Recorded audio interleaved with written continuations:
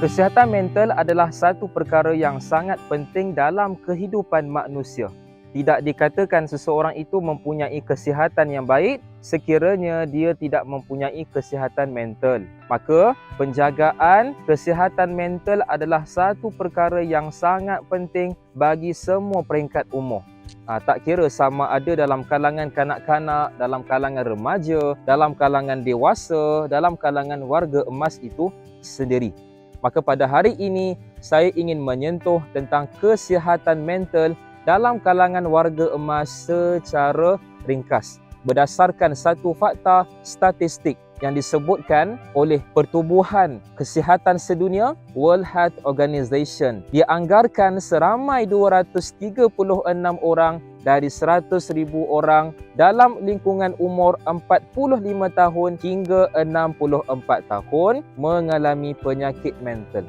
Maka kebiasaannya penyakit mental yang berlaku dalam kalangan golongan warga emas seperti demensia ataupun dikenali juga sebagai nyanyuk, dan kebiasaannya yang berlaku dalam kalangan warga emas penyakit seperti kemurungan ataupun dalam bahasa Inggeris ini disebutkan sebagai depression. Apakah itu demensia? Secara ringkasnya, demensia itu adalah kehilangan keupayaan dari sudut daya fikir itu sendiri dan dari sudut ingatan. Maka di sini itu secara ringkas ini tentang nyanyuk. Kemurungan itu apa dia? Kemurungan adalah perasaan sedih yang berpanjangan, rasa kosong dalam hidup itu sendiri. Maka itu secara ringkas tentang kemurungan. Apakah yang perlu kita tahu tentang usia warga emas ini? Apabila seseorang itu mencapai usia warga emas, kebiasaannya berlaku kemerosotan dari sudut daya berfikir, kemerosotan dari sudut kecergasan tingkah laku,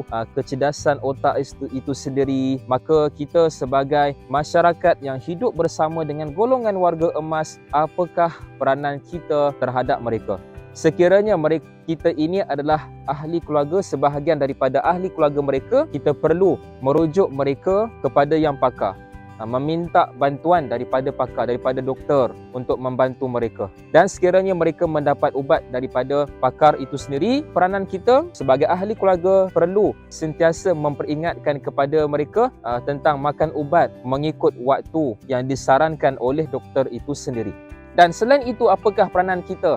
Sudah tentu kita perlu memberi sokongan sosial, sokongan emosi kepada mereka dari sudut sokongan motivasi hidup supaya mereka lebih bersemangat dalam menghadapi kehidupan. Maka kemurungan, demensia ini adalah penyakit yang biasanya berlaku dalam kalangan warga emas. Kita sebagai seseorang yang hidup dalam kalangan mereka ini, maka kita perlu menekankan tentang penjagaan kesihatan mental terhadap kalangan warga emas.